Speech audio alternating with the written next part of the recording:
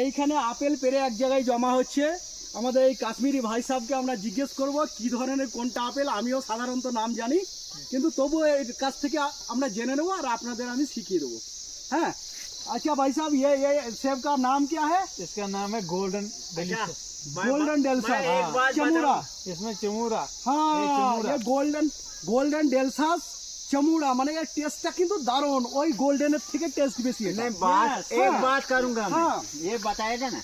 তো এইটা দেখুন, এটা গোল্ডেন, ये रोलर डेलिशियस। রোলার ডেলসাস একদম অরিজিনাল আপেল। এর রংটা দেখুন, আপনাদের রংটা দেখাই।